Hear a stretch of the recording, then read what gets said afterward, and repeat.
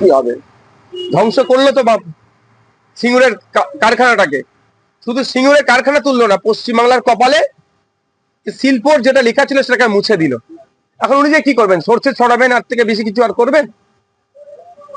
ফি বছর তিনি বাণিজ্য সম্মেলন করেন, আউটকাম কি?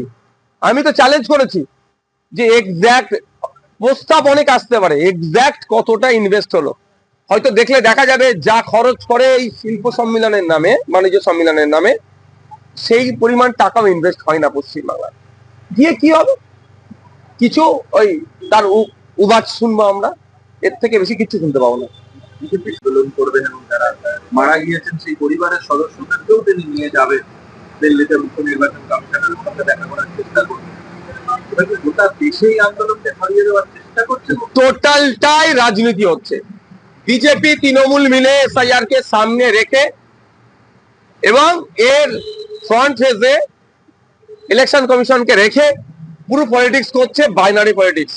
2021 নির্বাচনের বৈতরণী পার করেছিল সিএ এনআরসি। একটা রাজনৈতিক দল বলেছিল সিএ এনআরসি করে তাড়িয়ে দেবো, অপর রাজনৈতিক দল বলেছিল আমি থাকতে তাতে দেবো না। ঠিক এই 2026 আর কোনো ইস্যু নাই বিজেপি এবং তৃণমূলের কাছে। সেই ইস্যু যখন না এসআইআর কে ইস্যু করতে চাইছে।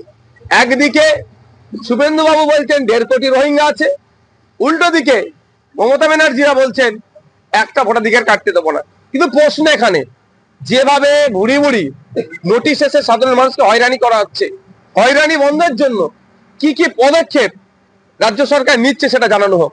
কেন অল পার্টি মিটিং ডাকতে পারছে না রাজ্য সরকার যেটা বন্ধের জন্য?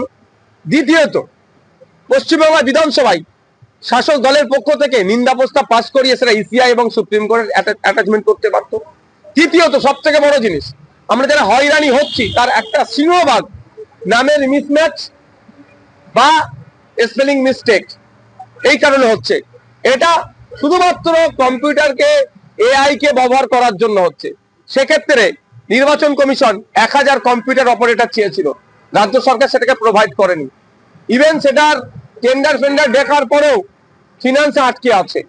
কত খরচ হতো? 4000 কোটি টাকা। 10,000 টাকা করে যদি কন্ট্রাকচুয়াল 4 মাসের জন্য রাখতো, 4000 কোটি টাকা খরচ হতো।